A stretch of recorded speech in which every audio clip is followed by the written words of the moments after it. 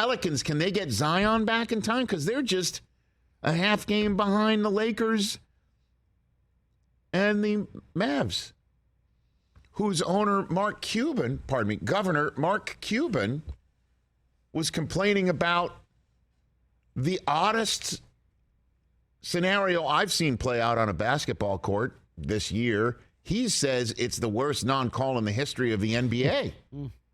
Worst officiating non-call mistake possibly in the history of the NBA is what he tweeted out as the Mavericks are protesting their loss last night. The NBA, FYI, has not upheld a protest since 2008. It's a long time. And just to go down this wormhole for a little bit here, it's a $1:54 left in the third quarter of this contest. This wasn't, in case you're unfamiliar, the last play of the game or in the last 2 minutes where we could take a look at a report. This was the last 2 minutes of the third quarter. Kevon Looney of the Warriors surrounded by 4 Mavs. And the ball is ruled off out of bounds underneath the Warriors basket off of one of the Mavericks. You could see the official point in the direction of the Warriors and then immediately point in the other direction. And what looked like to me, you could see the official hold up his hand, his open palm, and then point to the other direction, saying it's a timeout on the Mavericks.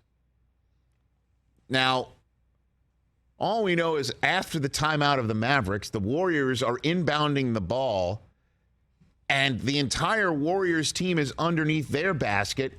The Mavericks are nowhere to be seen. They're on what they feel is the front court of their possession.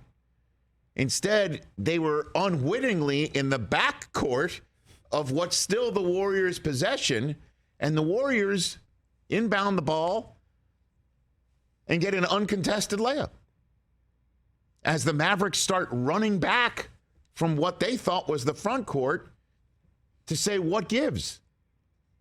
Cuban even walked up to the, I guess it's his house, right?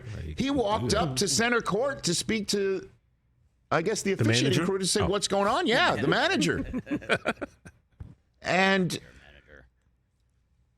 all I'll say is this. I don't think this is going to get changed. I don't think we're going to suddenly find out the Warriors have to fly back to Dallas and play the game from that point on, which is what I think is, in fact, the remedy of a whole nother quarter. They're just going to replay the. Well, the last time that this challenge protest was upheld, they had to replay the last minute of the game.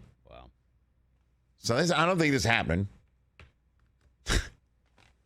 Could you imagine they schedule it, but it's on the back end of a back-to-back, and half of the entire arena gets load managed. The fans are like, yeah, I don't want to pull something. I heard something last week. I'm not showing up to the replay of this game. Long story short is, the two things I don't understand from this sequence is how did the Mavericks not know the ball was still in possession of the Warriors? The officials say it was obvious. Official pointed in the direction of the Warriors still having possession, then pointed in the direction of the bench that was calling a timeout, the Mavericks. And what it appears to me is the arena announcer goes, Mavericks basketball, timeout. Mavericks thought it was their ball. Cuban said that the officials changed the possession from the Mavericks to the Warriors in the timeout and never informed the Mavericks. So my question out of that is, if the Mavericks thought they had the ball, where did they think they were inbounding it from? If not from the spot of where it was out of bounds, did they think they were advancing the basketball? Why would they do that with 1:54 to go in a quarter in the third quarter? Where did they think they were inbounding it from? Or did they think they were just ambling their way back out of the timeout and that the timeout wasn't over? I don't understand that part of it. And the other part of it I don't understand is, why would the official allow the Warriors to inbounds the ball when the Mavericks aren't in front of it? Like, clearly there's been a miscommunication with one of the teams involved. What do you think? The Mavericks are just going to lackadaisically play defense from 50 feet away? Like, what did the guy think? Like, clearly the Mavericks had not understood the situation, so you should not allow the inbounds of the pass of the basketball, right? Unless it's just what, you snooze, you lose? Is that in the rule book? Is that what it is? Section 4, yes, Article 3, yeah. subsection D. It says you snooze, you lose. I think James Naismith once said that. Is that what it is? I think so.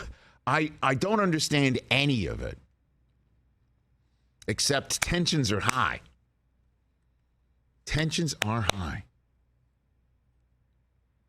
And I kind of dig that part of the NBA season. Catch the Rich Eisen Show every single day on the Roku channel, 12 to 3 Eastern, for free.